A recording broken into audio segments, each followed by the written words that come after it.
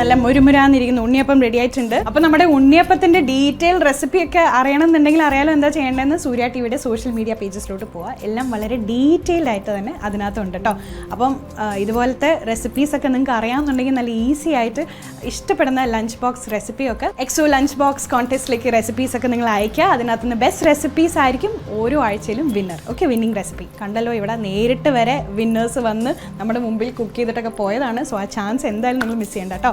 അപ്പോൾ അടുത്ത നമ്മളൊരു സ്പെഷ്യൽ മെയിൻ കോഴ്സിലേക്ക് പോവാണ്, നവരത്ന പുലാവ്. ഓക്കെ, അപ്പോൾ നവരത്ന പുലാവിന് വേണ്ടിയിരുന്ന കുറച്ച് ഇൻഗ്രീഡിയൻസിൽ കുറച്ചധികം സാധനങ്ങളുണ്ട്. പക്ഷേ ഇതൊക്കെ നമുക്ക് പെട്ടെന്ന് കിട്ടാവുന്ന സാധനങ്ങൾ തന്നെയാണ്.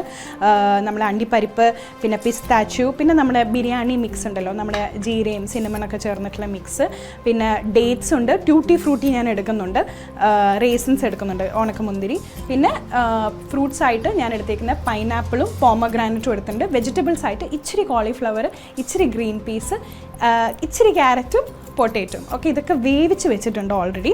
അപ്പം അധികം സമയമൊന്നും കളയാതിരിക്കാൻ ഞാൻ ചോറും വേവിച്ച് വെച്ചിട്ടുണ്ട്, നമ്മൾ റൈസും വേവിച്ച് വെച്ചിട്ടുണ്ട്.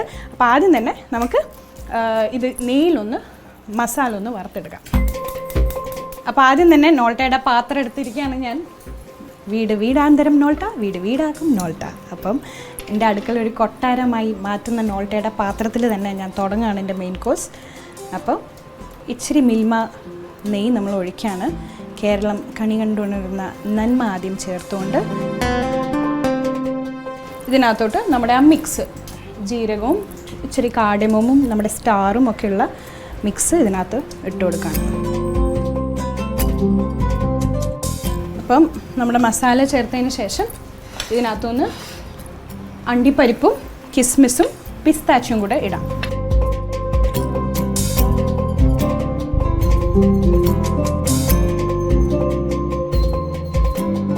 അപ്പോൾ നമ്മുടെ കിസ്മിസൊക്കെ കുറച്ച് വീർത്ത് വരുമല്ലോ എണ്ണയിൽ, നെയ്യിൽ കുറച്ച് നേരം ഇരുന്ന് കഴിഞ്ഞാൽ. അപ്പം ആ സമയത്താണ് നമ്മുടെ വെജിറ്റബിൾസ് ഇടാൻ പോണത്.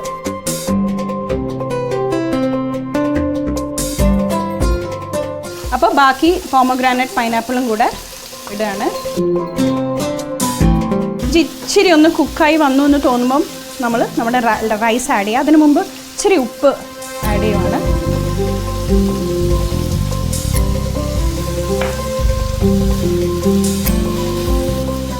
നല്ല സ്മെല്ലാട്ടോ, ഈ ഫ്രൂട്ട് സലാഡിൻ്റെ ഒക്കെ ഒരു സ്മെല്ലാണ്. നല്ല ചൂടായിട്ട് നമ്മുടെ ഇതൊക്കെ വെന്തിട്ടുണ്ട്. ഇനി ലാസ്റ്റാണ് ഞാൻ ഇതിനകത്ത് ടൂട്ടി ഫ്രൂട്ടിയും ഡേറ്റ്സും ഇടുന്നത്.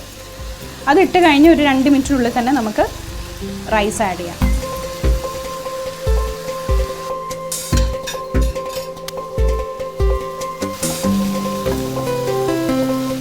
അപ്പോൾ ഇനി ഞാൻ റൈസ് ഇടാൻ പോവാണ്.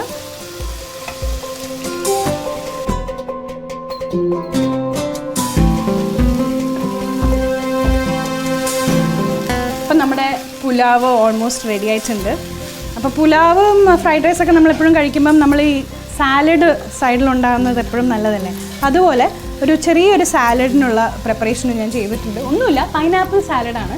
കുറച്ച് പൈനാപ്പിൾ അരിഞ്ഞ് വെച്ചിട്ടുണ്ട്, ഇച്ചിരി സവാള ഇട്ടിട്ടുണ്ട്, ഇച്ചിരി പച്ചമുളക് ഇട്ടിട്ടുണ്ട്. കാരണം സ്വീറ്റും സ്പൈസും ഒരുമിച്ച് കുറച്ച് തൈരിൽ മിക്സ് ചെയ്യുമ്പം നല്ല ടേസ്റ്റ് ആയിരിക്കുമല്ലോ, ബാലൻസ്ഡ് ആയിരിക്കുമല്ലോ. ഇച്ചിരി പെപ്പറും കൂടി ഇട്ട് കഴിഞ്ഞാൽ ആക്ച്വലി നല്ലതായിരിക്കും കേട്ടോ. അപ്പോൾ നവരത്ന പുലാവ് റെഡിയാണ്. ഇനി നമ്മളെ സാലഡ് പെട്ടെന്ന് ഉണ്ടാക്കാം. മിൽമയുടെ തൈര് എടുത്തിട്ടുണ്ട്,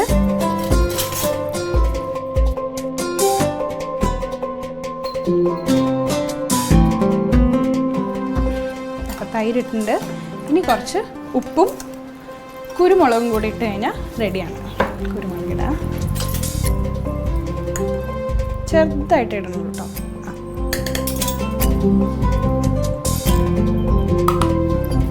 ഇനി എല്ലാം കൂടി മിക്സ് ചെയ്യാം. ഓക്കെ, അപ്പോൾ പൈനാപ്പിൾ സാലഡ് റെഡി. ഇനി ആ പുലാവും കൂടെ ഒരു പാത്രത്തിലാക്കി വെക്കട്ടെ ഞാൻ.